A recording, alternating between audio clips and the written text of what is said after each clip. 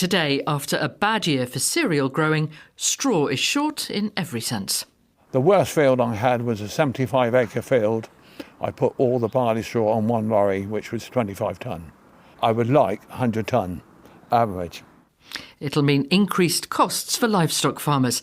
And as party conference season begins, is reform sensing opportunity in rural and coastal communities? But let's start with a farm which uses insects to help grow fruit. Hugh Low Farms in Kent has been growing soft fruit for more than 100 years and has been run by the same family since the late 19th century. It produces 250 tonnes of strawberries a week, as well as raspberries and blackberries. It also has arable land, salad crops, meadows and woodland. Well, to cut down on pesticides, the farm now encourages wild insect predators like ladybirds and hoverflies. But where extra help is needed, bugs are brought into the polytunnels by the boxful. I went to visit just as the heavens opened with a much-needed downpour. We've ventured out and immediately into a polytunnel because, as you can hear, it is raining. But this is, I suppose, a typical British summer and explains why the vast majority of strawberries here in the UK are grown in polytunnels. Hi, I'm Tom Pearson. I'm the production director responsible for all of the fruit production. So what we've got here is it's called tabletop strawberries, although it's no longer tables. It's really just a pot balanced on a pole, which is at about shoulder height for me. And inside the pot is no longer soil. There's no soil, no. Substrate is this product in the pot which we put the plants in. So we're using a product here called coir.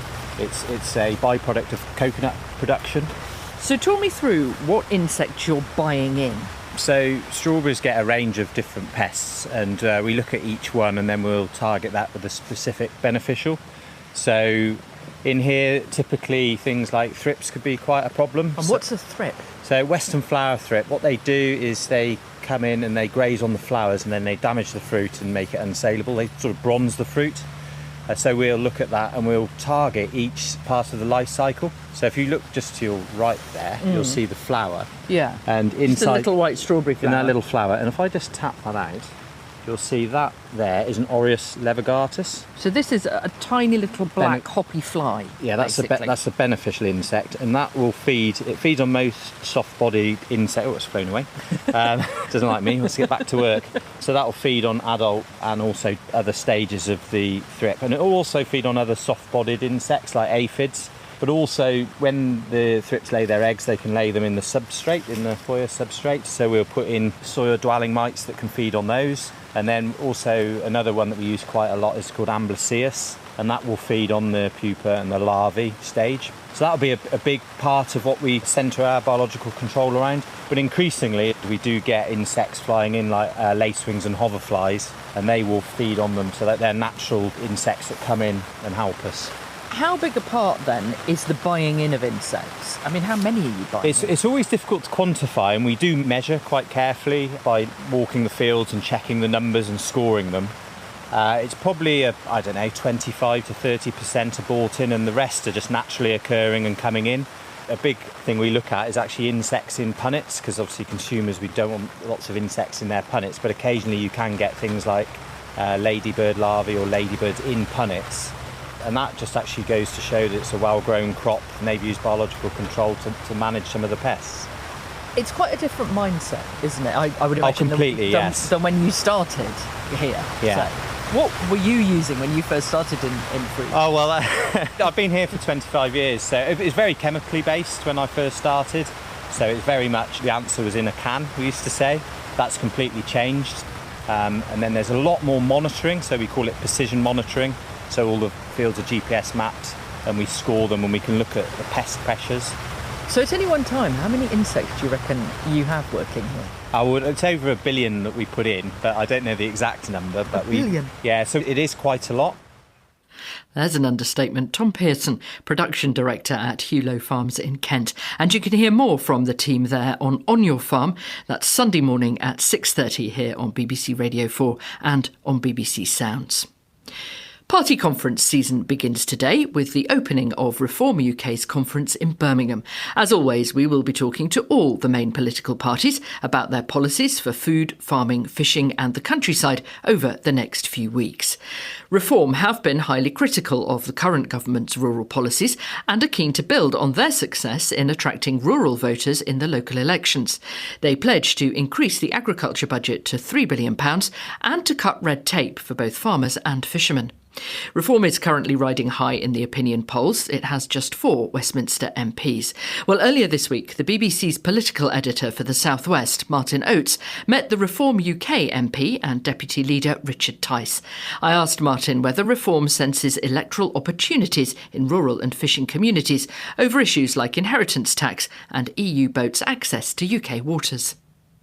Well, to begin with, they're definitely gaining electoral traction in rural areas. If you look back at the council elections in May, they chalked up some very impressive and pretty remarkable results on councils in shire counties. Now, to look at these 2 specific issues, in terms of the government's plans to reduce inheritance tax relief for farmers, the debate, of course, generally revolves around whether they're setting the threshold too low based on a farmer's wealth.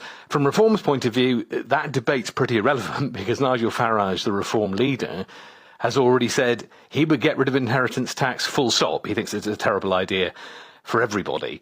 In terms of the fishing access, the fishing industry has a long list of grievances, both with the previous Conservative governments, very much ongoing with this government. Access for EU boats to that 6 to 12 mile inshore limit, originally granted to EU boats by Boris Johnson, now renewed by Keir Starmer, is one of the really big ones. Reform are not saying categorically they would throw the EU boats out. They're saying they need to look at the situation. Previous governments have betrayed the fishing industry, but not going so far as to say they would definitely kick those boats out. You met Richard Tice at quite an interesting time because the government's just negotiated this reset with the EU to ease some of the border checks on food products. What did he have to say on that?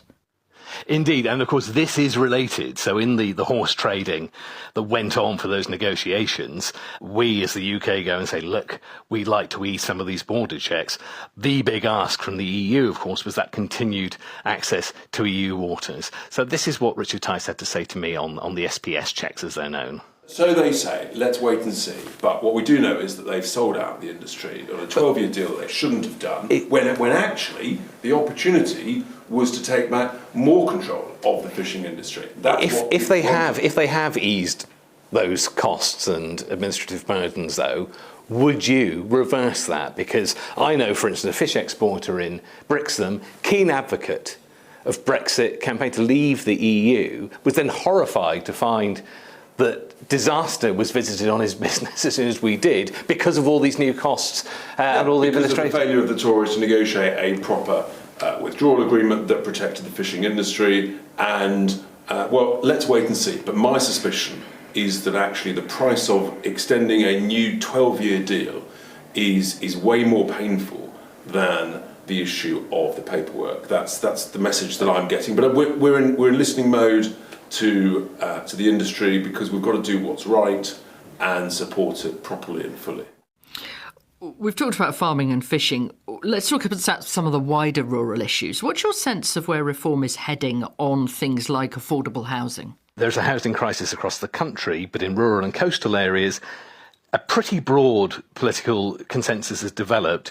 The prevalence of second homes and holiday lets is exacerbating that problem. In other words, it's taking these properties for those kinds of uses which could be used to house locals. Well, I asked Richard Tice whether he shared the view that second homes and holiday lets are a problem in terms of the local housing market, and if so, would Reform in government take any stricter measures to crack down on them? In order to provide more affordable, more social housing, actually there's the opportunity to cut out the grotesque mismanagement of council pension funds that we've identified, overpayment of fees, underperformance. That would free up substantial sums that could be invested, for example, which I spoke about yesterday, in social housing. So no problem with second homes or holiday lets at all? No, what we need is more affordable housing. That's not linked directly to many of these homes. Many of these homes are ghost towns in the southwest of holiday homes, homes that local people could live in. Are of a value which is different to social housing and affordable housing. What we need is we've got to have more social housing. We've got to be able to find ways to pay for that. And Reform UK, because of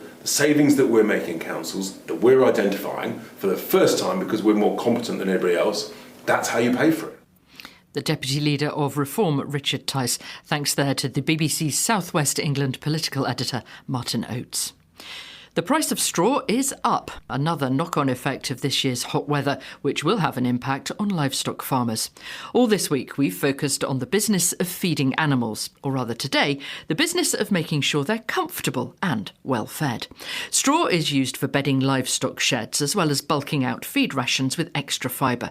Well, as we've been reporting here on Farming Today, this has been a very difficult year for growing cereal crops, which means that straw is short in every sense. Sarah Swadling has been to meet hay and straw merchant John Dorse at his yard near Columpton in mid-Devon.